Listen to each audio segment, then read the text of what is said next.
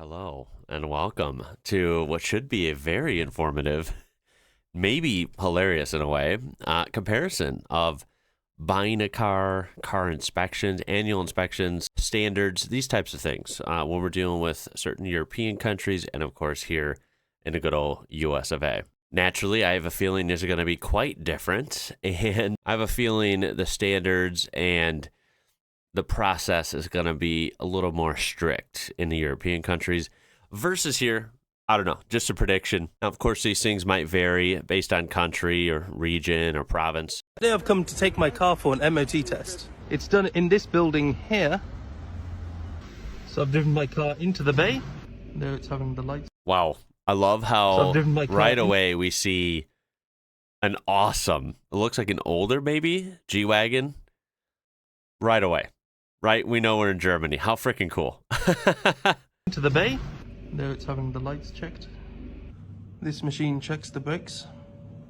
And this machine checks the emissions. Believe it or not, my Toyota failed its MOT. Let me show you why. Why? Some absolute spanner reversed into my bumper and damaged the fog light. So look, it's not secure. Oh, wow. You can see the plastic bracket is broken and it's wobbling around, so I need to replace that.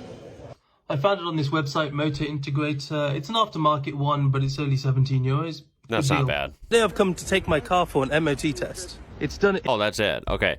So he failed. That car looked okay, right? It was it was a used car. It's not new. It had, like you said, the little scratches on the bumper. Other than that, it looks like it was solid. To be fair, yes, it had the fog light that was loose, although it looked like it was held in there, right? And you might be laughing because I'm speaking from my American perspective, but yeah, this car looks like it was relatively good to go, relatively clean. And he failed for just that. The simplest of things. This is my first clue that things are much different in European countries. For reference, let's get my standards out of the way. And it's actually not my standards, it's just where I live. So where I am in Illinois, we don't have emissions testing.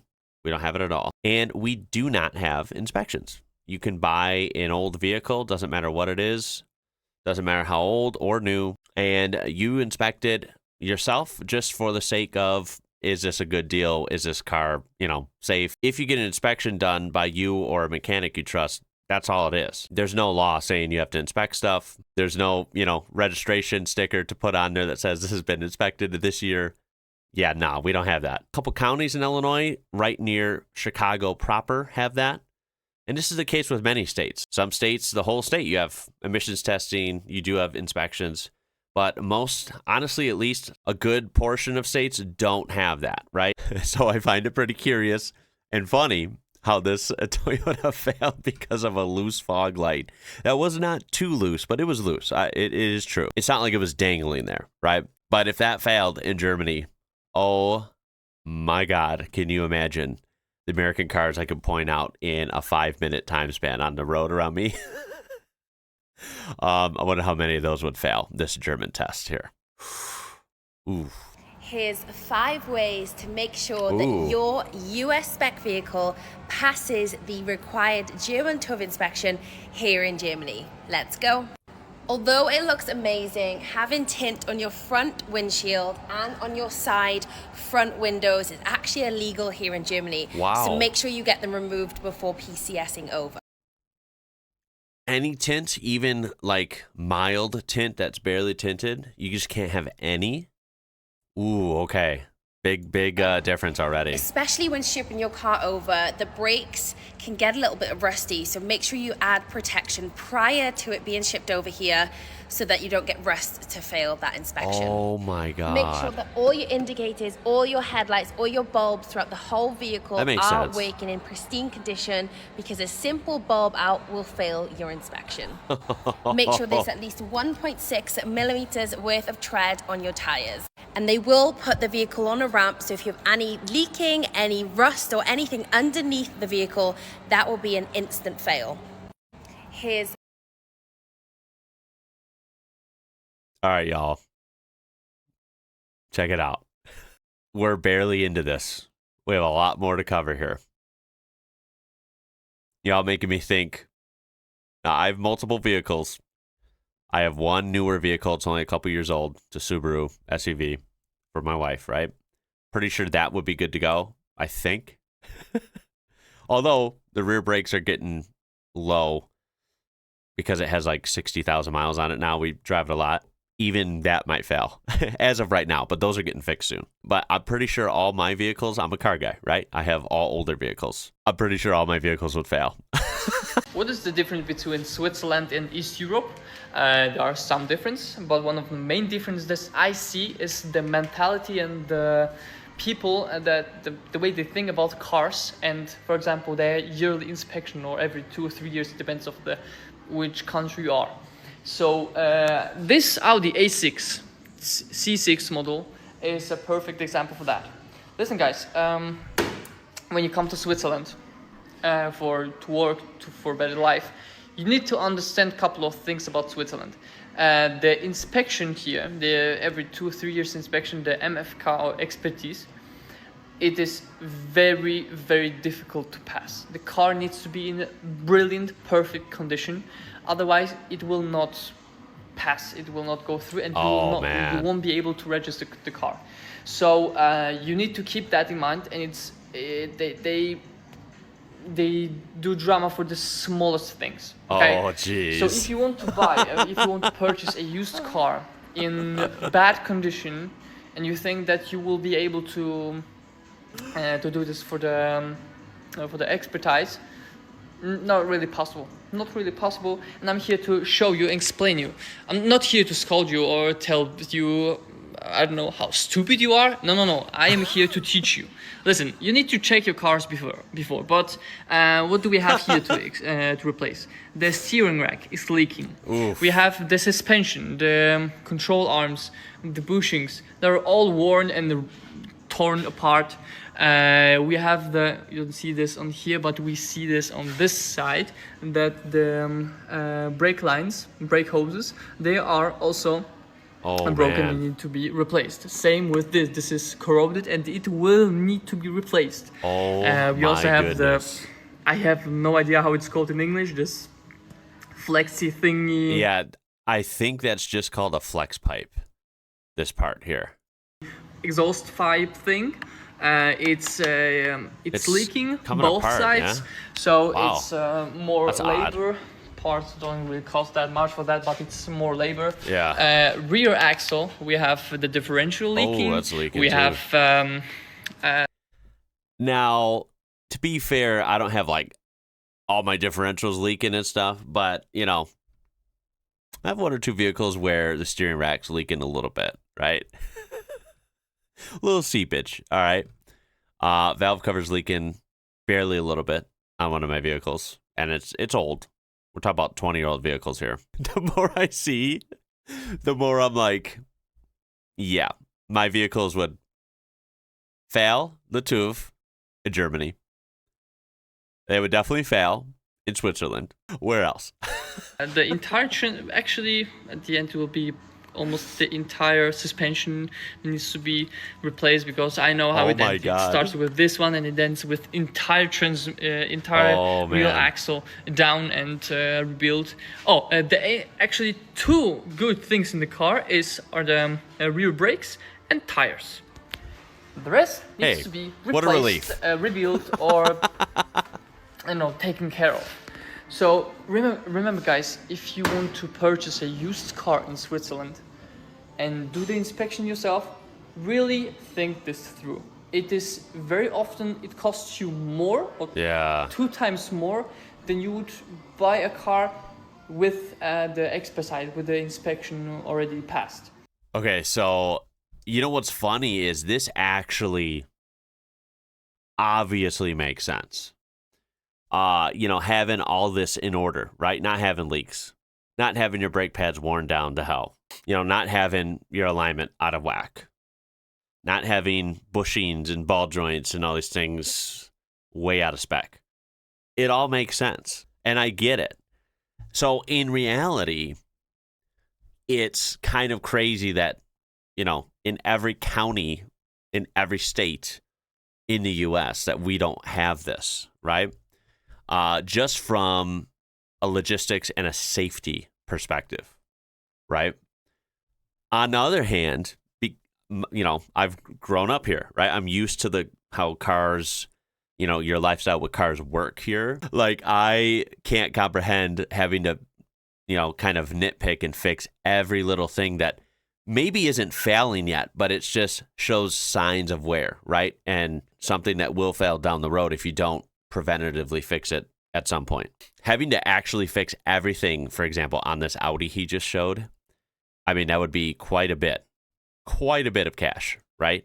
I don't know how much. I don't feel like calculating it right now. Pretty big mountain of cash people would have to come up with, and that's not always easy. So it's one of those things, it's like, oh my God, right? Like this car he showed, from my American perspective, which I realize is really bizarre in a lot of these cases, this car would be totally normal here, right? Like people aren't really going to be fixing a lot of that stuff anytime soon. And this car would be perfectly legal here as well. Whereas this car is not passing in Switzerland, and you're going to have to fix all these things, or you're going to have to dump it and get something newer, right? I think it's incredible, the difference. Yeah.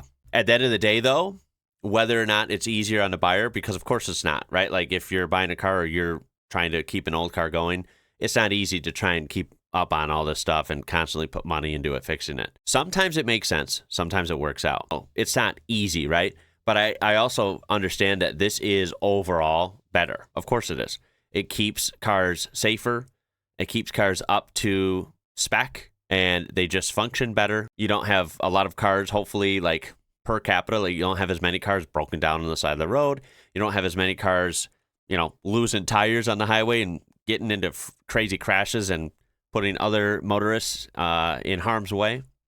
So this is an overall better system by far, but it's a lot more intimidating from someone like me that has older vehicles here and, understands that they might have limits, but I'm still allowed to drive them on the road. Whereas I would have to do so much work to get some of these vehicles up to spec for these standards. It would like blow my mind. I'd be like, yep, no way. I can't. So we've got this 3 Series inspection, nice. 2018. Just by looking, actually, I can tell that the quarter panel, it's got high paint readings around here. It's got quite a few ripples in the door, especially even on this door, but high on this door. It needs rear brake pads. Oh my God. This car actually also has no spare. And these tires from Habeling lead, so never even heard of that brand. It should have no run flat tires, which it does not have. Wait, are run flats expected on almost every car in different countries? Oh my God, I wonder what the percentage of cars on the road in the US that have run flats. Of course, we're aware of them, right? Like I'm a car guy, I know that run flats exist. I've never had them in my whole life on any car I've ever owned. And I'm pretty sure most people I know haven't either. I don't think run flats are terribly common here. They exist, but they're definitely not required or common at all. 55, 35, 19 on the rear, 225, 40, 19 on the front. Ooh, different tire sizes. Now, also, some cars, I had a car a long time ago. I had a Chrysler Crossfire, which was literally a Mercedes SLK, just a rebadge. It even said Mercedes in the interior and in an engine bay. That was a fun car, but it had 2 different tire sizes from the factory, like it was supposed to. It had slightly smaller tires in front and slightly bigger and wider tires in the rear. So that just depends. Although this being a BMW sedan, I almost think like the tires would be symmetrical on that. So having 2 different tire sizes in that case, yeah, that's not good. 2, I noticed this clip. That's loose. Yeah. Ooh, it's messing with the idle. Yeah, listen to the aircon. Listen to these hiss. I don't know if you guys can hear that. There is a slight hiss. I wonder what that is. So aircon doesn't work also. So just with the service history, so the first time that's a pre-delivery check. Wow. And then German cars keep the service history right in the screen? Dude, that's freaking awesome. What? And at 18,000. I've never had a car that does 37 and 52. I gotta keep my receipts for all that stuff in a binder. I don't have this. That's freaking awesome. 85, 92. Wow, it shows the mileage and the date. That's insane, dude. 117 and 123. Would you buy this car? I think it's about 28,000 from a dealer. Chips. I love how, like, to me, that was a nice car, but to an inspector, it had all these issues. Again, kind of nitpicking issues, but I get it, right? Like, legit issues. I'm just so used to cars being, you know, much more like big things you have to worry about. This stuff was like, I don't know, like not a big deal to most Americans. I'm noticing the car culture is so different, and I'm almost thinking like, what are we thinking here, right? We just kind of like brush off little issues like this all the time. Not saying I do all the time, but like as a commune here, right? Like most people have little issues with a car that they just ignore for years, and that's kind of crazy in hindsight, isn't it? Buying a car in Germany be like. Hi. Hallo, ich bin Hans, der Personenkraftwagen-Fachverkäufer. Wie kann ich Ihnen behilflich sein? I don't speak European. So I have an appointment here? Ah, yes, you are the Herr XYII. You are too late. I'm just 3 minutes late. I would say I'm pretty much on time. Wir sind hier nicht bei der Bahn. 3 Minuten zu spät ist nicht gleich pünktlich. Okay, you are on the search for an auto. Yeah?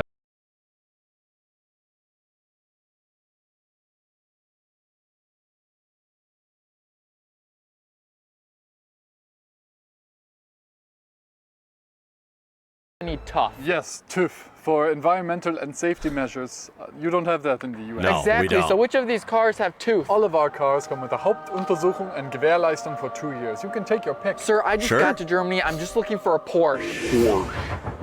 Porsche. Get out. What? I said get out. Don't say Porsche in Germany. Come on now. Did I do something wrong? Verschwinde. It's pronounced Porsche. Fine, I'll just go BMW. BMW. Buying a car in Germany be like. Hi. Hello. Oh man, that is pretty good. You know what? I do want to see more. I'm having trouble finding. I wonder, perhaps another time we can kind of deep dive on it. I'm trying to find actually what it's like purchasing a car in these different countries versus here. Like if there's some similarities, if there's some big differences, you know, how the dealerships work, how the prices work, you know, warranty plans, all these different things, right? Insurance. I have a feeling those are a lot different in different countries versus here, but maybe it's the same. I'm not sure. Now, real quick, since we saw some inspections in some European countries, I want you to keep those in mind when we're looking at this one. Now, this is an inspection done by a mechanic in the U.S., and not because they had to. He's just doing an inspection for a customer out of just good service, right? And he talks about why aren't mandatory inspections here in the U.S. a thing like they are in other countries? Because, well, you'll see why. As mechanics, we got to do better than this, guys. This lady just had tires put on yesterday. You see the fresh wheel weights. Oh man. Wherever she took it to, failed to tell her that her tie rod is falling off. Oh man. Her ball joints are loose. Yeah, you don't want loose ball joints. And look at all the rust. Her brakes, man. Look at, like, brake rotors are supposed to be smooth and shiny. The boots are ripped. The rotors have not a smooth surface. Oh. She's got ABS codes. The thing goes into limp mode. The rear ABS sensors are just hanging on there. It's just the fact that, you know, you have these tire shops, you have these oil change places that really aren't any cheaper than going to a normal shop that actually inspects your car and knows how things work. This just really frustrates me because as an automotive shop, you need to be open and honest with the customer and tell them, hey, this car is rusty, you got this going on, you got this going on, this thing's gonna nickel and dime you. Do you really want to keep putting money into this car? So this right here, average vehicle that's over maybe, let's say, 7 years old in the Midwest of the U.S. Yeah. This is all over the place, right? What do we think? Would this pass in Germany? Would this pass in Switzerland? Would this pass in the UK? Would this pass in Poland? Wherever you're watching from, right? Would this pass? I'm thinking everyone's shouting at their screen right now, Hell no. Want to put these tires on, or would you rather look for something Welcome else? to the If U.S., they don't folks. care, that's fine. But Oh, at least man, they that's know. funny. Prime example, that Audi over there comes in for oil leaks. Okay, we pull it in, it has no brakes. That thing easily needs $6,000 to $7,000 worth of work. But we were upfront with the customer before we fixed one oil. I want to keep in mind, too, remember, many people do very much care for their car, right here and anywhere. But, of course, there's millions of people that don't, and that's what's kind of freaky, right? At the end of the day, it's one of those things like if I have the strictness that we've seen in these other countries so far, one thing I like is if I'm going to buy a used car, there's a better chance of this thing being in decent shape, right? Because for it to stay on the road, it has to meet these kind of standards every year. And I like that, right? So it gives you a little bit more confidence in buying something, hopefully, especially if it has documentation showing that this thing has passed, inspections, here, here, and here. And, it failed this time because of that, but that was fixed and then it passed, right? Like, I like that. Thinking from a car buying perspective. And I understand over time, it's going to be harder to own multiple vehicles. Like here in the U.S., it's very common to own multiple vehicles, and you have car freaks like me. I own a lot. And I know that really wouldn't be possible in some other countries because it'd be way too much. Like you actually have to have these in near perfect working condition. Everything has to be functional. Things can't be dangling and unsafe and rusted out. I get it. And not to say my vehicles are like that, but I take pride in maintaining my stuff. When I've had a couple vehicles in the last few years that I couldn't keep going, right? It would have just taken too much. I got rid of them. I'm not trying to say that I have a junkyard out here with a bunch of stuff that doesn't run. No, I have stuff that runs safely, and I've had to put money in to certain things to get them up to snuff. But also, I'm not going to sit here and say that they would, pass a German TÜV. They would probably fail. You know what I mean? Like there's just little arbitrary things that aren't perfect on them. And also buying a used car especially, is such a pain in the ass in the U.S. because so many people lie. There's so many scams, and you just can't trust much because the cars don't have to meet a standard here. They're just old, and there's no inspection. So when you're buying something old, good luck, right? I mean, what standards is it held to? None.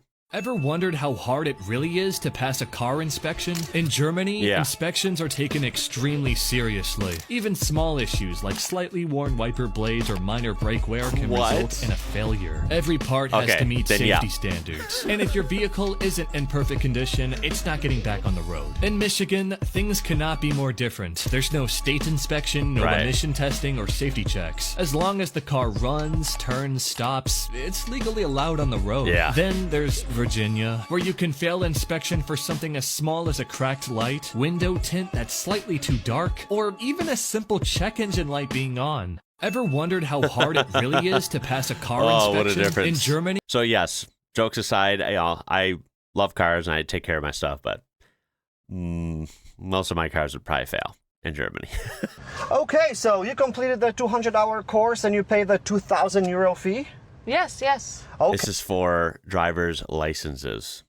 Okay, great. And you took the 300-question written test, right? That consists of advanced technical terms and mechanics, the imaginary situations that never happen in real life, and of course the weird traffic signs that you will never find on the road. Yep, sure did. All right, so let's proceed with the skill exam. Okay. There will be just 50 very complicated maneuvers that even race car drivers are having a hard time with. Is this like, I know this is a skit, but is this, I'm sure this is somewhat accurate. Then we will drive in the city center for about 45 minutes in the rush hour. Okay, let's go. Is this real? Like, like I said, I know they're probably exaggerating some things, but would a driving test last 45 minutes to an hour in Europe? My driving test, the driving portion here in the U.S., literally was under 5 minutes. I'm not even kidding. Okay. Not kidding. Unfortunately, you were 1 centimeter too close to the white line, so we have failed the test, but don't worry. For only €2,000, you can sign up for another 200-hour training, and we can schedule your exam for about 2 or 3 months from today. Bye. Hey, what's going on? Are you ready for your driving test? This is we accurate. gotta get this over with pretty quickly. I gotta go get my Dunkin' Donuts. Yep, I'm ready. All right, let's move the car forward a little bit. Do you know how to do it? I think you just put it on the D here. We're just gonna go to the D. Now you're gonna press the gas. Oh, they have Illinois plates. Love it. Okay, I think it's the other one. Oh. Okay, I think we did well. I think we definitely passed on that one. Oh, we didn't die. Yeah, all right, Mr. Chris, here's your right driver's there. license. It looks like you were born to drive. It will be $5. You can pay with a check or a credit card. Okay. Accurate. This is why European drivers are much better. Oh my God. Yeah, no arguments here. We have 1,050 questions in Czech Republic. Yo, the amount of questions on my driver's exam. So, of course, you do take the questions part, and then you go out in the real world and take the driving part. Like I said, my driving part was less than 5 minutes, and I think my driver's test was 40.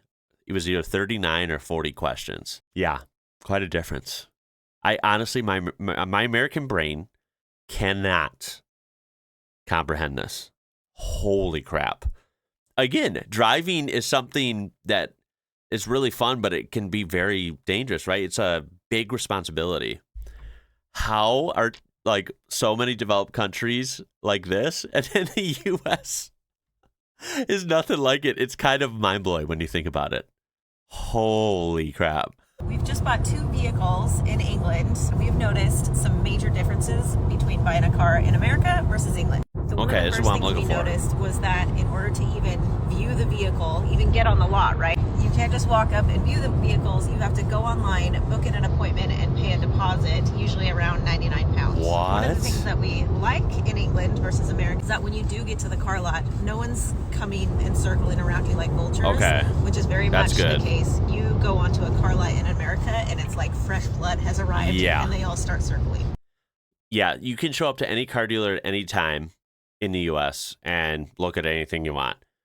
Now, the question is, how long can you look before 2 or 3 salesmen come and bug you? Hey, how you doing today? Blah, blah, blah.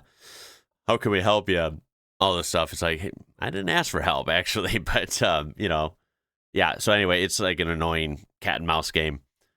That's why a lot of people, word of advice, if you're looking at cars, if you're traveling to the U.S. and you want to look at cars for fun, go to a car dealer on a Sunday, because they can't, they're closed on Sundays. And even if they were there, they're not legally allowed to sell you a car on Sunday. So they can't approach you and talk to you on Sunday because that's against the law. But yeah, they do surround you and stuff, but you can just show up and look, which I like. Making an appointment to look at cars and paying money, that sounds kind of wild. Not gonna lie. Not a fan of that. You notice that you go for a specific vehicle. You're not walking around the lot looking or thinking that you're going to test drive a couple different cars.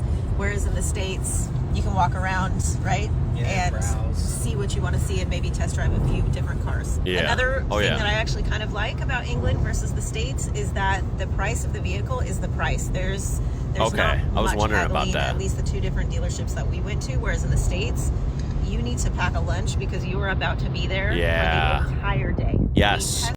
Buying a car in the U.S., especially if it's newer cars, if you go to like a small little local used car dealer, you can be in and out in 10 minutes. But if you're going to a big dealership with the big lot and you're looking at, a newer used car or a brand new car, no kidding, you are going to be there for at least 6 hours.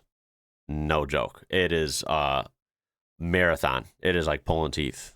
Drove my car. It's crazy. That we just purchased here in England, and the gas light was on. So it's a bit different in the States. They didn't fill it up? They get the cars really, really clean. They they do that. It all up, even in the U.S., if they're shysters and they're going to screw you with some horrible loan that you can't afford, they will at least do you the fake service of, they'll fill the gas up for you, and the car will be sparkly clean. So, when they come to repo it 6 months later, Tell you the vehicle, and when you leave the lot, you have a full tank of gas. We asked here when we get the car. Every dealer should at least do that. I mean, they're making money, right? Come on now. Oh yeah, we'll put about 5 can. We'll put a gas can, or we'll put 5 liters into it so you can get to the petrol station down the road. My husband just said that in this vehicle, when he went for a test drive, the floor mats were dirty, and then when we went to collect it, a couple more people had been in and out and still hadn't been vacuumed or hoovered. The windshield wiper fluid light is on because that didn't get topped up. So they even top off windshield fluid? That's like vehicle, pretty much all the fluid. That shit is dirt cheap. All of the things are topped up. Everything's at the max, ready to go. Almost like new. All in all, Not a complaint, not saying one place is better than the other, just some of the funny cultural differences that we're noticing as we're... Wow, that's interesting. What I found kind of odd is the comments. I don't know if this is common or what, their experience. Because this comment says, I think they saw you coming. I never had to make an appointment to view a car or pay to view it. And these are people commenting from the UK. So maybe I'll put this to you guys. You know, if you can kind of generally sum up what it's like buying a car, do you have to make an appointment and pay a fee just to look at cars for sale? I would love to hear that. That sounds kind of wild if that was true. You've gone to a terrible garage. That is not the average UK experience. I've only seen one dirty car at a viewing. Price seemed too good to be true. We didn't even test drive it. Never paid a deposit just to view. Yeah, that's pretty wild. That was pretty fun. Pretty informative. I hope you found it informative as well. What do y'all think of your standards wherever you're watching from and how they compare to basically no standards in most of the U.S.? I'm imagining some of you watching might have been watching in horror looking at that U.S. car inspection and knowing that that's how a lot of cars on the road are, or if not, way worse. Yeah, I guess there's never a dull moment over here in the U.S., right? So yeah, that's going to be it for this one. I appreciate you watching. I hope to see you again. My name is Ian. You're watching IWrocker. Until next time, y'all. Catch you later.